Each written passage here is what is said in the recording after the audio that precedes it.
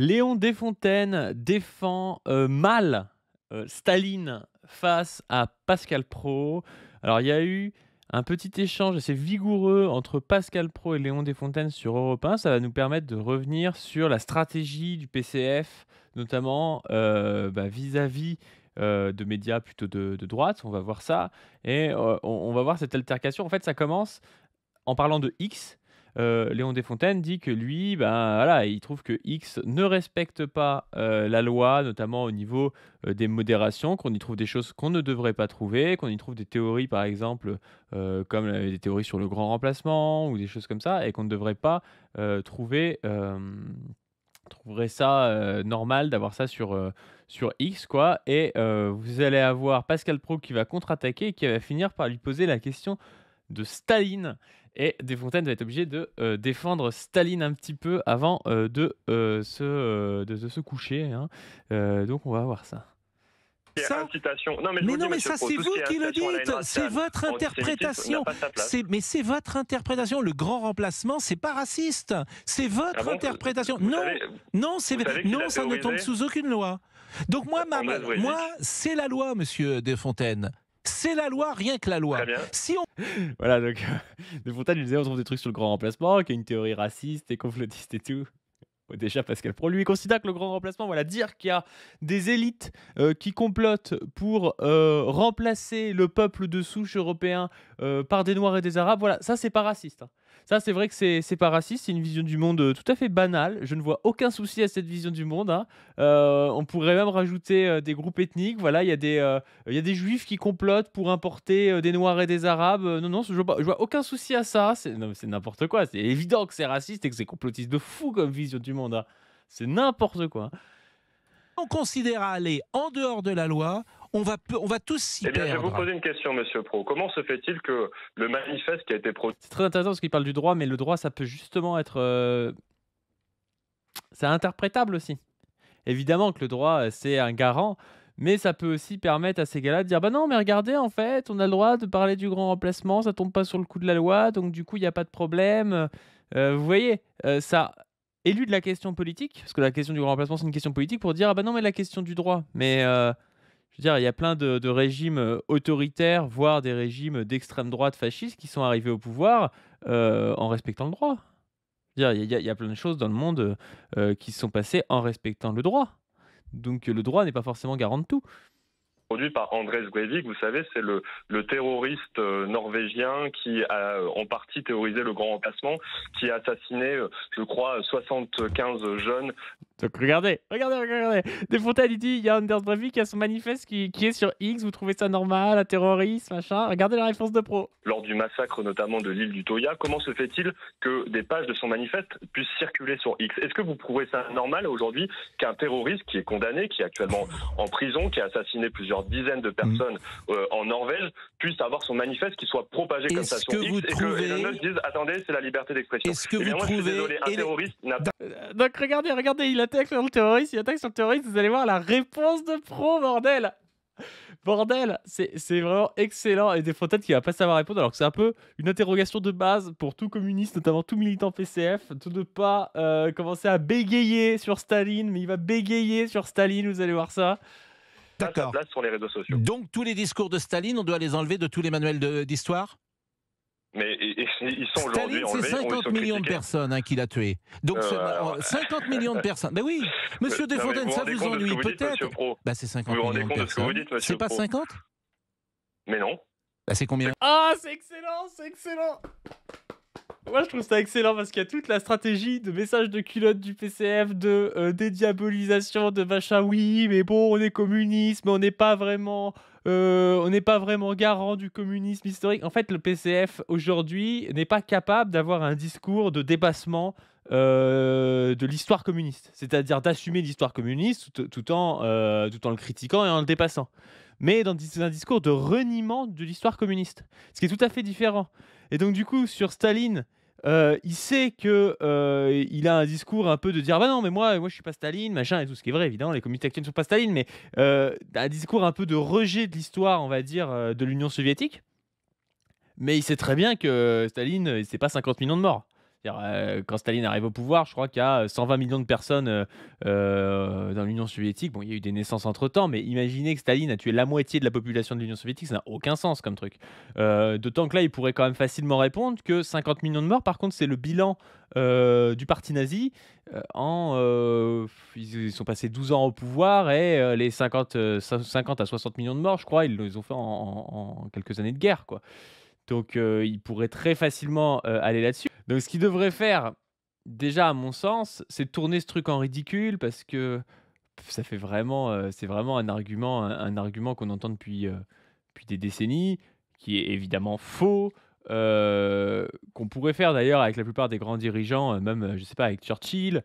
Churchill qui a participé à tuer des millions d'Indiens pour permettre à la Grande-Bretagne de continuer à extorquer des ressources, créant des famines en Inde ou des choses comme ça. On pourrait le faire avec évidemment des dirigeants américains, on pourrait le faire aussi avec les dirigeants fascistes, enfin voilà, on pourrait le faire avec énormément de monde, mais c'est pas vraiment le problème. C'est un argument d'autorité sur l'histoire, alors même que aujourd'hui Pascal Praud travaille pour Europe 1, pour CNews. On pourrait lui demander le bilan de Bolloré avec ses entreprises en Afrique. Combien de morts Bolloré, ses entreprises en Afrique? Pourquoi est-ce qu'il parle à un micro qui appartient à quelqu'un qui participe à des vies brisées, des familles brisées entières en Afrique aujourd'hui pour gagner de l'argent? Comment ça se fait que Pascal Praud fait ça? Il faut être offensif. Et la stratégie de reniement et d'être défensif tout le temps, vous allez voir qu'elle est ridicule parce il commence par dire un truc qui est vrai, c'est pas 50 millions de morts, mais en fait, comme il peut pas assumer quoi que ce soit par rapport à l'Union soviétique, il va se coucher. Et du coup, il passe pour un con, Desfontaines. Vous allez voir que c'est ridicule. Hein. C'est complètement faux. C'est combien? De toute façon, le sujet n'est pas celui-ci. Ah bah si, le sujet n'est pas celui-ci, mais la question, c'est pas Il dit c'est combien? C'est toujours compliqué à estimer, ça dépend de quoi on parle. On peut parler des goulags, on peut parler des procès de Moscou. Après, les famines, par exemple. J'en ai déjà parlé sur la chaîne. Les famines, c'est compliqué de savoir sur qui on doit mettre, par exemple, les famines de 1921. Vous avez une guerre civile avec 13 pays occidentaux qui se liguent contre l'Union soviétique. Et il y a des famines qui apparaissent alors que ça fait des centaines d'années qu'il y a des famines en Russie. Pourquoi est-ce qu'il faudrait mettre ces famines-là, par exemple, sur le bilan de l'URSS? Alors que ce n'est pas des famines volontaires voulues par les dirigeants soviétiques. C'est des famines du fait d'un contexte, d'une saison avec peu de production agricole, plus d'une guerre civile, plus d'une guerre extérieure. Ce que veut faire justement la bourgeoisie, c'est de dire en gros, tout ce qui se passe mal dans un pays socialiste, c'est la faute du socialisme et de leurs dirigeants. Par contre, quand nous, à la même époque, on fait crever des Indiens, on fait crever des gens dans nos colonies, là, c'est pas notre faute. Là, c'est pas notre faute, c'est pas la faute du tout des métropoles qui exploitent ces endroits-là. Je suis désolé, Churchill a plus de sang sur les mains pour les famines au Bengale quand il continue à faire venir de la nourriture depuis ces régions-là alors qu'il y a une famine, en disant que de toute façon ils font tellement d'enfants qu'il n'y a pas de souci et tout, et que c'est pas des êtres humains comme les Anglais, quoi. Juste petit aparté sur Churchill et la famine au Bengale, parce que je sais pas si vous connaissez ça, c'est pas très connu étant donné que c'est pas fait par des socialistes, on n'en parle pas, hein, évidemment. Famine du Bengale de 1943, 2 à 4 millions de morts, c'est-à-dire environ une fois et demie à 3 fois, enfin une fois et demie à 2 fois et demi le nombre de morts des goulags sur 30 ans. Parce que c'est 30 ans le système des goulags en Union soviétique. Là, on est sur une période de seulement 1 an. Voilà, une fois et demie à 2 fois et demi plus en 30 fois moins de temps, avec une famine qui apparaît au Bengale, le Bengale qui participe énormément à l'effort de guerre en envoyant du riz et plein de choses aux Britanniques. Churchill qui est mis au courant, qui est au courant du coup qu'ils ont besoin de garder cette nourriture pour pouvoir nourrir les gens qui sont en train de mourir en Inde. Et qu'est-ce que déclare ce bon vieux Churchill?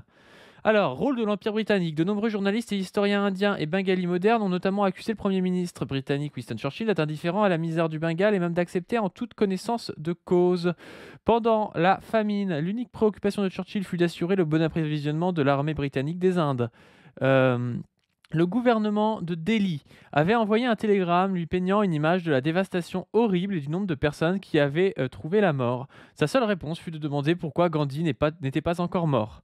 Il fit part de son mépris pour les Indiens à Leo Amery, secrétaire d'État pour l'Inde et la Birmanie, lui disant « Je hais les Indiens, c'est un peuple bestial avec une religion bestiale. Famine ou pas famine, les Indiens se reproduisent comme des lapins. » Donc, bon, voilà ce que disait Winston Churchill, mais bon, c'est pas Staline, hein. C'est pas Staline. Staline, c'est vraiment un gros méchant. Winston Churchill, c'est un héros, hein. On rappelle que la propagande occidentale, c'est ça, donc c'est ça la vérité. Et il ne faut surtout pas essayer de comprendre l'histoire de manière complexe et se dire que on a quand même des dirigeants qui parfois font des choix complètement dégueulasses et sont des connards. Parfois peuvent faire des choix un peu meilleurs et essayer de les comprendre dans leur totalité et dans le processus historique qu'ils ont porté, c'est-à-dire est-ce qu'ils ont porté un processus de libération des peuples, un processus de lutte contre l'exploitation et contre la domination, comme ça a été le cas pour l'Union soviétique, quoi qu'on pense de Staline, ou est-ce qu'ils ont porté un processus de hiérarchisation des gens selon leur race, selon leur handicap, selon leur genre ou je sais pas quoi, comme l'Allemagne nazie, dont sont héritiers certaines personnes en France aujourd'hui, et je n'irai pas dire certains journalistes. Il a plus de sang sur les mains pour ça que les dirigeants soviétiques qui n'ont pas voulu une famine, qui a fini par arriver parce qu'il y avait une mauvaise production agricole et qu'il y avait une guerre et qui se retrouvent dans une situation compliquée, quoi. Enfin, je veux dire, c'est pas la même chose. Et encore une fois, c'est pas juste pour noircir Churchill et puis blanchir les dirigeants soviétiques. Mais la question du nombre de morts, ça n'a pas de sens. C'est comme si aujourd'hui, je vous disais, il y a 20 millions de morts par an, je crois, du fait du manque d'eau, du manque de nourriture et du manque de médicaments de première nécessité dans certains pays. Alors que le système capitaliste les produit, ces trucs-là, mais ne veut pas les donner, parce que les donner, ce serait ne pas les vendre, ce serait perdre de l'argent.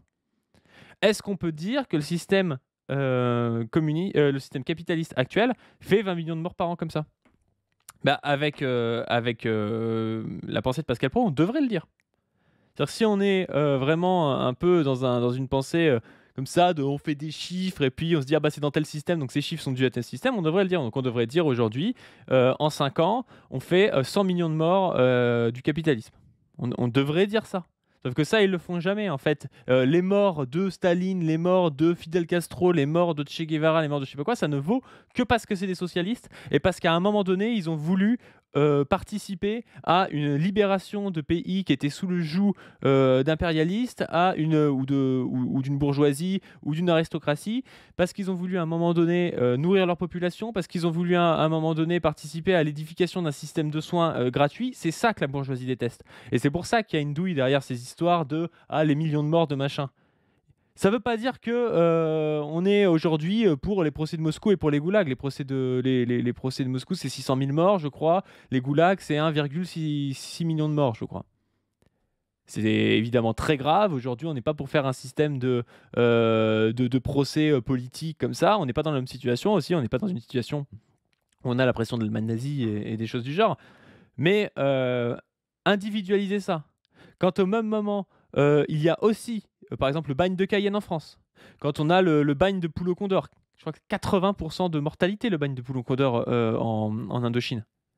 Quand on a en fait des systèmes de prison qui sont beaucoup plus mortels en fait que les goulags par exemple. Les goulags c'est entre 5 et 8% de mortalité, le bagne de poule au condor c'est 80%. Ah oui mais c'est pas grave, c'est des Indochinois. Ah bah oui c'est pas grave en fait, c'est pas des humains comme les autres. Non mais il y a vraiment ça derrière cette vision bourgeoise. Et on n'en parle jamais. Moi je déteste faire ça parce qu'on se retrouve à faire le compte de qui a tué le plus de personnes et quelle vie vaut le plus. Je trouve ça insupportable. Mais au bout d'un moment, il va falloir leur répondre à ces gens-là. Parce que ces gens-là nous pointent toujours les mêmes choses, avec des chiffres qui sont faux, il n'y a pas 50 millions de morts de Staline, et avec une vision totalement biaisée de la réalité.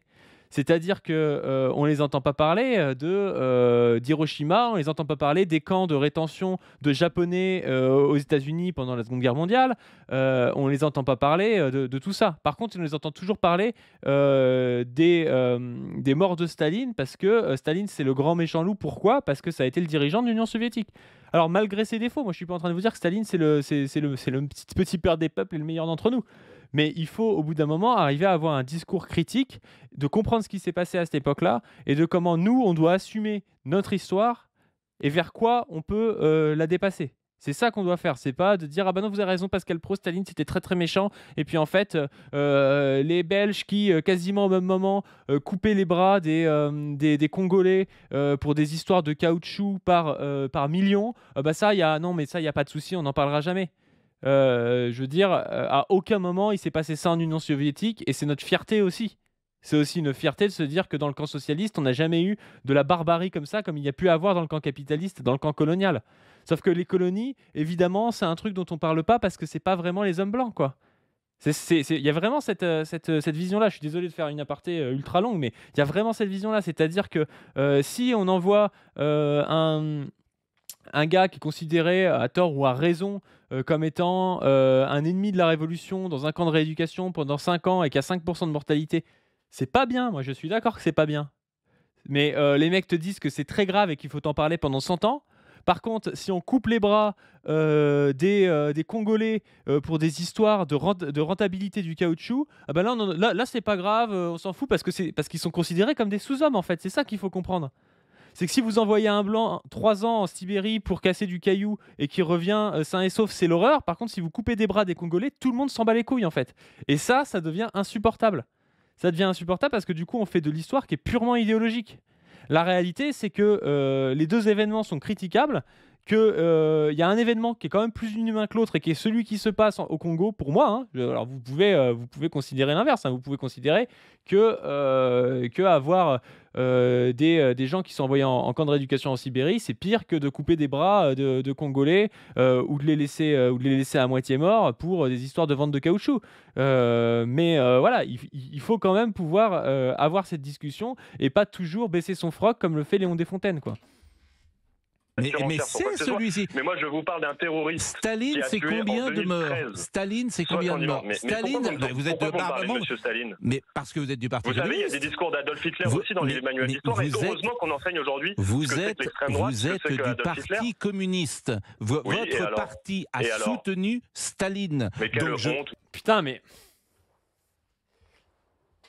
Alors, oui, Pascal, tu n'aurais pas soutenu Staline, je suis d'accord. En fait, Staline, à une époque, ça a été un personnage principal de l'histoire qui a permis de faire tomber l'Allemagne nazie. C'est quand même quelque chose qu'il faut avoir en tête. Alors, peut-être que toi, tu n'aurais peut-être pas été dans le camp de Staline. Je pense qu'on a très bien compris ton idéologie. Mais là, je critiquais comment Churchill. Ben oui, mais je préfère Churchill et Staline à Adolf Hitler et Mussolini. Je suis désolé. Et toi, tu peux faire ta guerre contre Staline si tu veux. Dans tous les cas, dans l'histoire, le Parti communiste a été du bon côté de l'histoire. A été du côté de la résistance, a été du côté du sacrifice pour libérer la population. Et ceux qui ont été panthéonisés l'année dernière, c'était Misak Manoukian. C'était pas Léon Degrelle, tu vois. C'était pas un SS qui a été mis au Panthéon. Pourquoi ? Parce que l'histoire des communistes, notamment au XXe siècle, est une histoire glorieuse. Alors tu peux essayer de la salir toute la journée en inventant des faux chiffres et en ne comprenant rien à la réalité historique, mais c'est ça la réalité. Par contre, les gens dont tu es l'héritier idéologique étaient des merdes qui ont tué des gens pour une unique intérêt de classe et de race et de haine envers les autres personnes. Et ce n'était pas le cas des communistes. Donc je suis désolé, on doit pouvoir assumer ça face à toi plutôt que de se coucher comme le fait Léon Desfontaines. Monsieur Pro. Quelle honte, monsieur Pro. Pourquoi ? C'est une honte. Pourquoi vous n'avez pas rappelé à monsieur Alliot qu'il a été fondé par un Waffen-SS ? Pourquoi vous me dites ça ? Moi, je dis, je n'ai rien à voir avec Staline. Je n'ai rien à voir et j'en ai déjà répondu. Je vous dis simplement que votre parti, je ne dis pas vous. Je vous dis pas vous, je vous dis votre parti. Et vous me dites c'est une honte. En quoi c'est une honte ? C'est une honte ce que vous dites. Ah, il a pas tort, Léon Desfontaines. Quand il a un gars du RN, Pascal Pro, il passe pas son temps à dire votre parti a été fondé par des nazis. Par contre, quand il a Desfontaines, qui est un communiste un communiste, bon, qui veut pas vraiment le communisme, mais un communiste, on va dire, qui en plus de ça s'en fout de l'Union soviétique. Enfin, vraiment, pour le coup, je pense pas que ça intéresse particulièrement Desfontaines. Je pense que Desfontaines, s'il avait trouvé une place au Parti socialiste, il serait au Parti socialiste. Il a rien à voir avec Staline, Léon Desfontaines. Et ben là, il lui ramène Staline, 50 millions de morts. 50 millions de morts, on sait pas trop comment, mais 50 millions de morts. Attendez. Ah si, peut-être que... Ah oui. Ah, Pascal Praud, il fait comme les espèces de négationnistes historiques qui considèrent que les soviétiques tués par les nazis, c'est la faute de Staline. Parce que vous savez, il y a 28 millions de soviétiques morts pendant la Seconde Guerre mondiale à la guerre contre les nazis. Mais il y a des anticommunistes qui sont assez zinzins pour dire que c'est la faute des communistes, parce que s'ils n'avaient pas été là, bah oui, s'ils s'étaient couchés et alliés à Hitler, peut-être qu'il n'y aurait pas eu ces morts. Donc oui, peut-être que c'est la faute de Staline s'il y a 28 millions de soviétiques morts pour libérer l'Europe, ouais. Peut-être que c'est ça, ouais.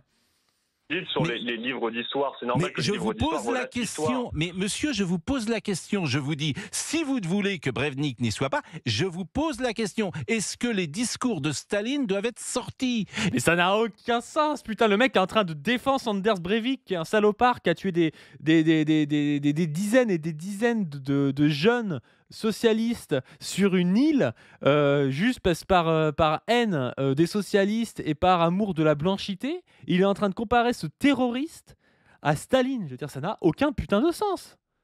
Je veux dire, Staline, c'est un personnage historique important. On peut en avoir une approche critique, tout comme on peut avoir une approche critique de je sais pas qui, moi, de Churchill, de Gaulle. Voilà, ça n'a rien à voir avec un terroriste. C'est comme si tu avais sur Twitter des pamphlets de terroristes islamiques, de Mohamed Merah et tout. C'est ça qu'il est en train de dire Desfontaines. On peut comparer Breivik ou même à des terroristes d'extrême gauche. Si tu as des terroristes d'extrême gauche, tu peux les comparer à Breivik. Mais Staline, c'est pas un terroriste en tant que tel. Tu vois, enfin, ça n'a rien à voir. C'est un personnage historique d'une grande importance, Staline. On peut pas faire de l'histoire sans parler de Staline. On peut faire Twitter sans parler de Anders Breivik et de terroristes de Mohamed Merah. Tu vois, c'est possible de pas leur donner la parole. Tu vois. Et vous me dites c'est une honte. Vous avez un niveau de discussion et de liberté d'information qui me fait peur, monsieur Desfontaines. Alors gardez vos insultes pour vous. C'est pas une honte. C'est pas une honte la manière dont je vous pose des questions. Et la manière dont vous répondez, moi je ne vous parle pas comme cela. Je vous pose des questions. Je vous pose des questions. Vous appartenez à un parti qui a soutenu Staline. Vous me dites c'est une honte.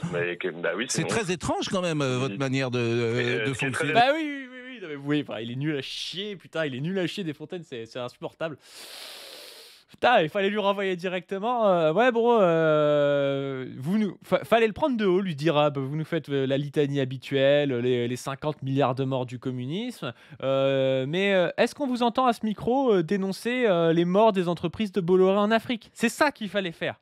Il faut être offensif, bordel. Faut arrêter d'être défensif, il faut être offensif. On va pas parler de 100 ans du bilan de Staline, on s'en bat les couilles. Il faut être offensif plutôt que de se coucher en disant « Ah mais non, mais c'est pas vraiment moi Staline, et puis Lénine non plus, et puis ah bah Robespierre il a tué des gens, ah oui bah je suis désolé. » Non. On a devant nous des mecs qui sont des gens payés par un milliardaire d'extrême droite et qui sont ultra offensifs toute la journée à rabâcher des conneries pour essayer de diviser la population et de taper sur les Noirs et les Arabes et les plus pauvres et de faire baisser le SMIC et de nous baiser la retraite. Ces gens-là sont comme ça, il faut les attaquer, il faut arrêter de s'excuser. Il faut pas être dans une posture d'excuse. Ça m'énerve tellement. C'est ça qu'on vous disait avec le graphique. C'est pas tant que... Là, Desfontaines, on voit, il est pas de droite. Mais le mec, il est dans une bataille d'idées avec des gens qui sont quasiment tous fascisés. C'est soit héroïque, soit débile, quoi. C'est le type, il est en haut à droite, à parler à des Marion Maréchal, enfin des gens qui votent pour Marion Maréchal, des gens qui votent pour Zemmour, des gens qui votent au mieux pour Macron, quoi, ou un truc du genre. Et il est là à leur dire... oui, mais les lumières de la résistance. Mais mec, ça fait 70 ans que ces types, ils votent contre la République et contre la résistance. Ces mecs, leur but, c'est d'abolir les droits de l'homme et d'abolir la sécurité sociale. Qu'est-ce que tu vas croire qu'en leur disant que Staline c'est pas bien et que toi aussi tu trouves que Staline c'est pas bien, tu vas les convaincre? Tu vas pas les convaincre. T'es juste en train de faire la serpillière devant des gars qui de toute façon ne voteront pas pour toi. Et je vais vous mettre juste la fin parce qu'à la fin c'est incroyable. Il y a Pascal Praud qui lui fait un petit compliment, mais c'est vraiment la tape dans le dos du mec qui se fout de ta gueule, quoi. Vous allez voir ça. Monsieur Desfontaines, c'est un communiste très moderne d'ailleurs. J'avais employé une expression que j'oublie à l'instant, mais voilà. mais ne renvoyez pas une histoire mais je partage votre avis. Alors je partage à 100% votre avis. Il est 11h44, on marque. Voilà, il lui dit, mais je sais que vous êtes un communiste très moderne. Ça veut dire quoi? Ça veut dire, voilà, tu m'es soumis, tu fais le jeu contre la France insoumise et ça me suffit. Si jamais tu fais le show, on te renverra à Staline de toute façon et tu te coucheras et tu devras faire le jeu de ce qu'attendent les médias Bolloré. C'est-à-dire, le mec te l'avoue en face, quoi. À quel moment le PCF va se réveiller? Je le sais bien. Comment j'avais dit, vous étiez un communiste. J'avais dit une fois, c'était un communiste, Monsieur Desfontaines. C'est un communiste très moderne d'ailleurs. J'avais employé une expression que j'oublie à l'instant, mais voilà. Putain, mais c'est n'importe quoi. C'est n'importe quoi. Bon. Je sais pas ce que vous en pensez. Je vais avoir 30 000 commentaires comme quoi je suis un stalinien. Il faudrait qu'on en parle une fois d'ailleurs avec Position Revue de l'époque Staline et tout. Ça peut être intéressant parce que je pense justement quand même que ça fait partie de notre défense intellectuelle et rhétorique à gauche, notamment les communistes, d'avoir des bases sur l'Union soviétique, d'avoir des bases sur ce qu'on a appelé le socialisme réel et de savoir un peu quoi répondre, de savoir où est-ce qu'on doit critiquer, où est-ce qu'on doit assumer. Enfin voilà. Je veux dire, moi, j'assume la Révolution française, j'assume la Commune de Paris, j'assume la Révolution d'octobre. À partir du moment où tu te couches sur ces trucs-là en disant « Oui, mais il y avait de la violence », ben non, mais attends, à partir du moment où tu fais ça, tu es foutu. Tu es foutu et tu es obligé d'être dans la roue de gens qui sont 10 fois plus violents que ce qui dénoncent des violences révolutionnaires, mais qui s'en foutent parce qu'ils ont un système de hiérarchisation humaine et qui considèrent que la violence est légitime sur les humains inférieurs, quoi. Bref, sur ce, je vous invite à donner sur le Tipeee, je vous invite à vous abonner à cette chaîne et à la chaîne principale, à vous abonner à la nouvelle chaîne de Dr Zoé, Dr-Zoé-YT, et à aller voir sa vidéo d'introduction. Je vous invite aussi à vous abonner sur mon Twitter, sur mon Blue Sky, et voilà. Et puis sur ce, je vous